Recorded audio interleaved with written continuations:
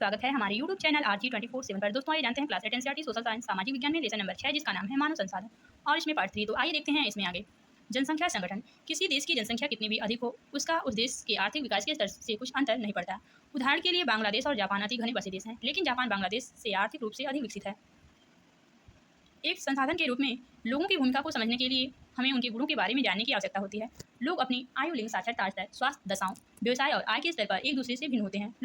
लोगों की इन विशेषताओं के बारे में जानना आवश्यक है। जनसंख्या संगठन जनसंख्या की संरचना को दर्शाता है।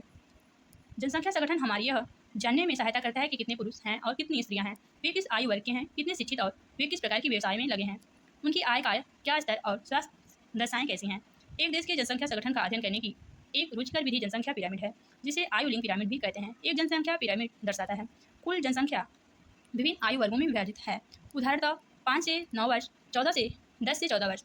कुल जनसंख्या का प्रतिशत इन वर्गों में से प्रत्येक वर्ग में पुरुष और स्त्रियां उपविभाजित हैं।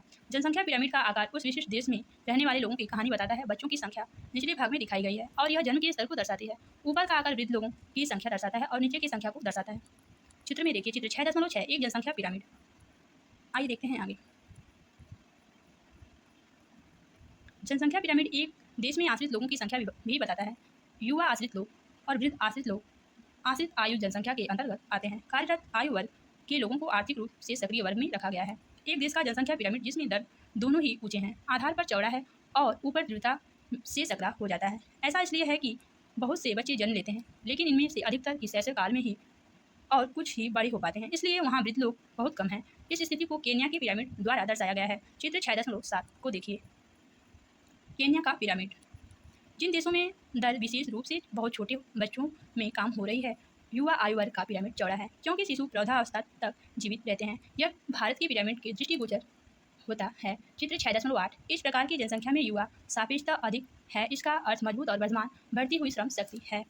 चित्र 6.8 भारत का पिरामिड। कम जन्म दर वाले जापान जैसे देशों में आधार पर पिरामिड सकरा है। चित्र 6.9 जापान में घटी दर के कारण अधिक लोग वृद्ध आयु तक पहुँच जाते हैं। चित्र 6.9 जापान का पिरामिड।